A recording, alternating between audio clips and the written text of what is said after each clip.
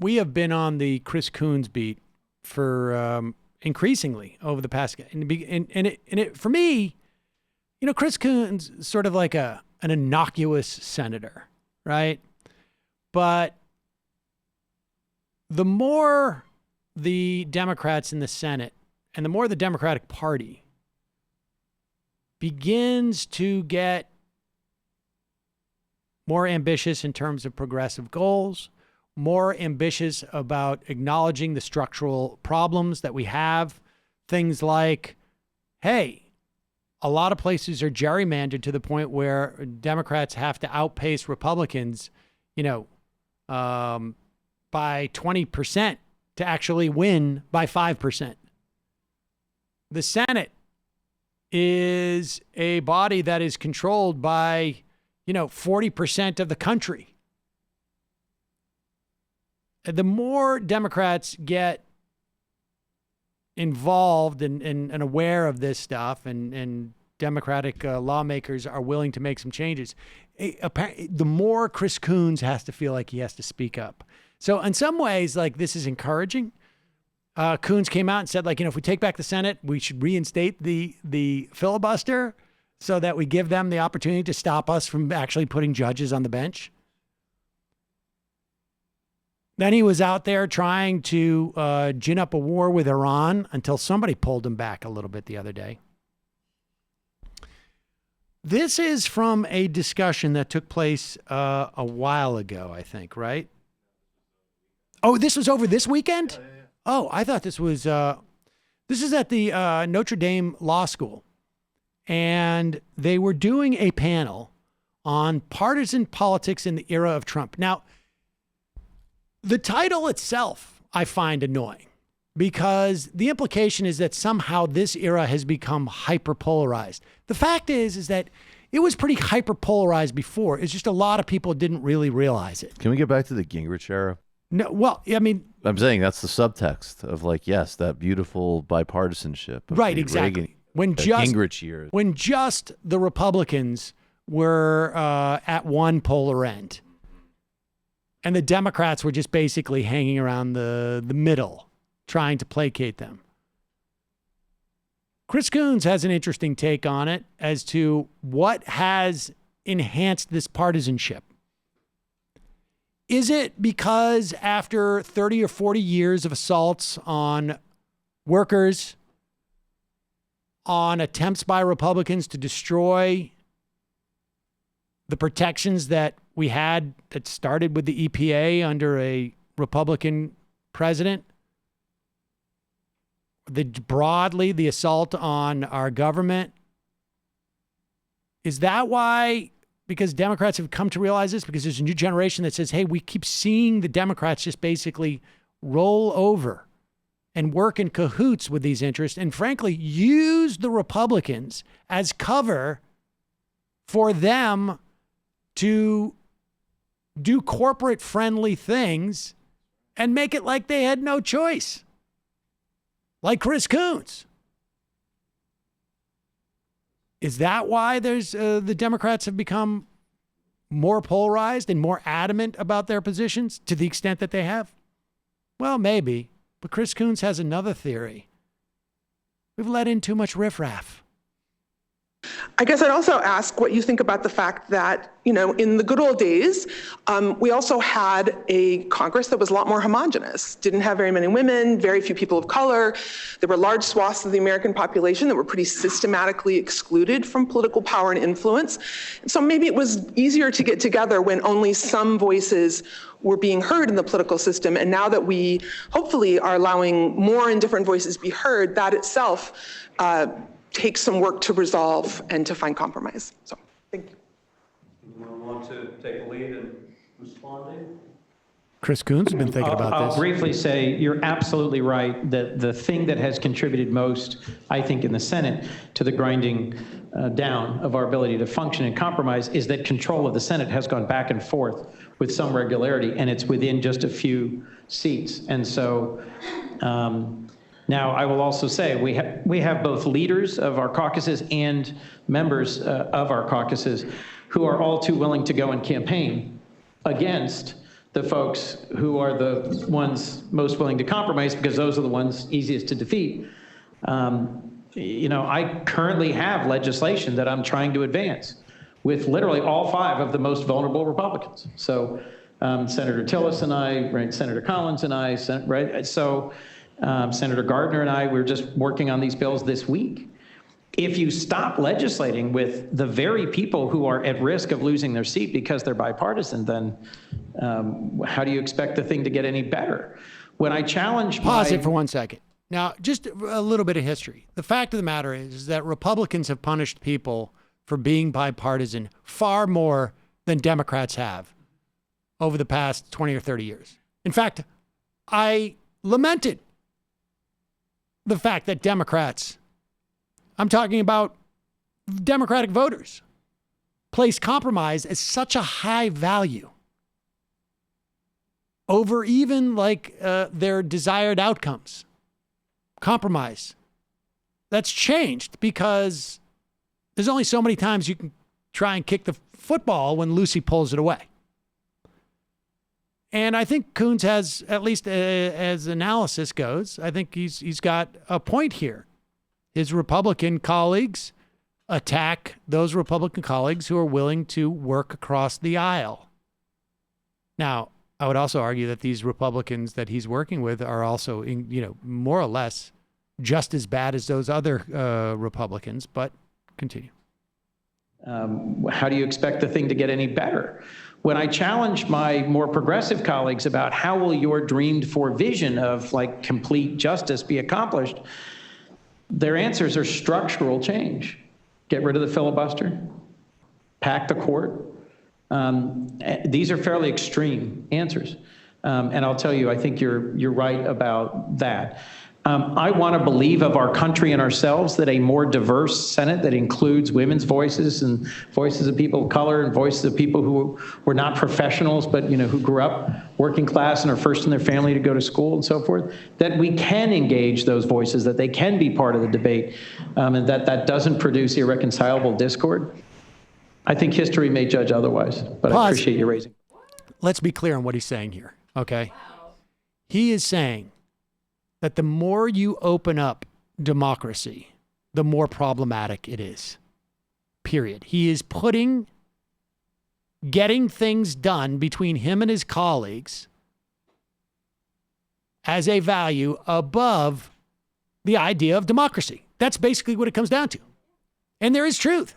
The more interest you put into a room, the harder it's going to be to get to a solution.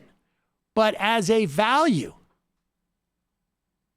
those solutions, you have to look at those solutions as to whether they're actually good solutions because they don't represent the interests of the vast majority of Americans. I mean, so this is the thing, is that he's looking at process only because that process delivered the results he wanted. Not because there was something inherently good about that process. He's not concerned with the process being legitimate. He's concerned with the outcomes that he's most favorable to. I have a feeling that Chris Coons would have a real problem if only black males could sit in the Senate. They might be able to get more done than to have, but only black auto workers, black male auto workers will be in the Senate. I would actually be very excited for that legislative package. I wonder if Chris Coons would then be okay. We're keeping the filibuster. We're not going to court pack. I would love to see We're that. We're just going to have black male auto workers in the Senate. And you can't believe how much we get done. There's another form. It's we tried to have Chris in the Senate, but I'm not sure that's going to work at the end of the day. Yeah, it's going to be a little bit rough because he's going to come in. See, this is a few bald white guys in there, but this is the essence, though. This is the essence of what people call privilege. The idea that it is abnormal to have other people in the Senate, that the value of having them there is normatively off kilter. It's different, and that's causing problems. As opposed to, we have a problem that if we're going to have real democracy, we need to figure out a way of doing this. Like, it's just like where you place the emphasis on the value. And for him, it's very easy to say, like, it is a little problematic with the women coming in and the minorities. And the poors. And which, the poors. by the way, doesn't really happen. The Right, third let's thing be that he honest. said. That still is not Everybody happening in at the Senate is a millionaire, I think, except for, I think everybody in the Senate is a millionaire. Maybe there's one or two that are not. And for Chris Coons, this is the problem. They're bringing in the problem. Like, you couldn't have a better example of the white male grievance than this. It's just that it's dressed up in a suit and it's talking about like this is not about me and my personal enrichment. It's about what's done to the process by having all these other voices in there. That's what political scientists say. Yeah. Yeah, I wasn't sure where he was going with it until he said history might not look kindly upon it. And I was like, do you think history would look more kindly upon a society where most of the population is a systematically oppressed underclass? He does. Yes, because he doesn't recognize that fact. He just thinks that if it was just me and guys like me in here, we'd get business done. And that business, from his assessment, the business is fine. It's absolutely fine. How bad do you have to be with your perspective on this to have Joe Donnelly, the former senator from Indiana, come in and go like, ooh, wait a second, I want to distance myself from that comment? You're right about that. I want to believe of our country and ourselves that a more diverse Senate that includes women's voices and voices of people of color and voices of people who were not professionals, but who grew up working class and are first in their family to go to school and so forth, that we can engage those voices, that they can be part of the debate, and that doesn't produce irreconcilable discord. I think history may judge otherwise, but I appreciate you raising both points. I think the fact that we're more diverse is one of the strongest things that we could possibly have done. It is so much more reflective of America. Yeah, there you go. I mean, Donnelly goes on to say exactly what a non-oligarch would say. I mean, the Coons doesn't even realize. I mean, he's saying this in public. Like, he is so detached that he doesn't even realize the implications of what he's saying. So detached, he doesn't even understand the implications of what he's saying. It's stunning. It's stunning. And it explains like everything you need to know about the attitude of these people. Like I say, just imagine the Senate, if Chris Coons would be like, Senator Coons, for the sake of getting things done, we're just going to have black male auto workers. You okay with that? Oh, wait a second. No, we're going to be incredibly productive. Yeah, it would definitely be a lot more efficient. Yeah. We'd nationalize GM effective immediately. Responding to Splinter, Splinter, I guess, found this video, right? And they put it up. Following the publication of this story, Coons communications director Sean Coit insisted Coons' intent was clear. Senator Coons is committed to improving diversity in our politics, in Congress, and throughout our country.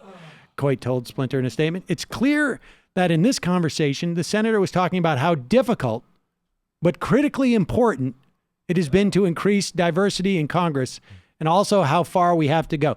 Now, he did say the part about how difficult it's been. I don't remember him saying it was critically important. And I don't remember him saying how far we still have to go.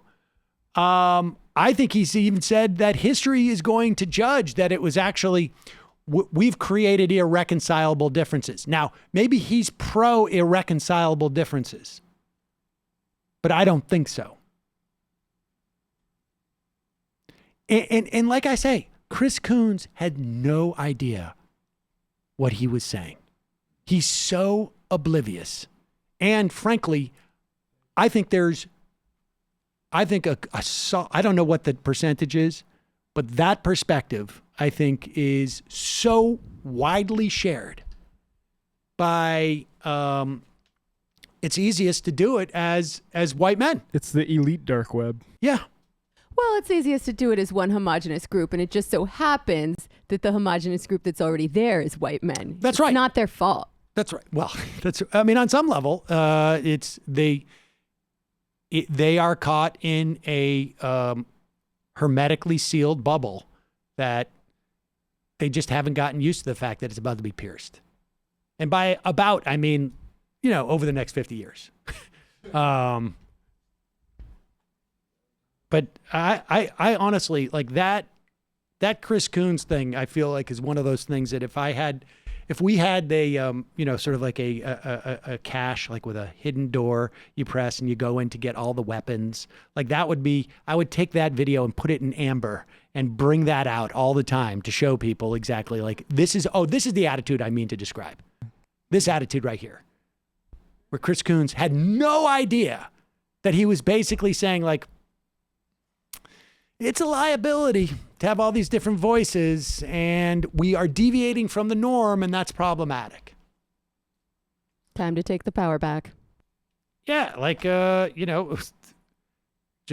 basically said it, like, someone's got to lose, and Chris Coons is going to lose. I mean, maybe not Chris Coons, but the Chris Coonsites. I don't know. He is going to be such a pain in the ass if the Democrats take back the Senate. Just become a Republican. Well, there'll be 3 votes. He's with us on everything except for the war. On and on and on. That's what the Bernie Joe that Lieber. finally won't work. Oh, his dad went to Harvard. Instead of the previous reasoning of like, well, he's with us on procedural stuff, Bernie would be like, shut the fuck up. But guess what? I still want that guy to have health care.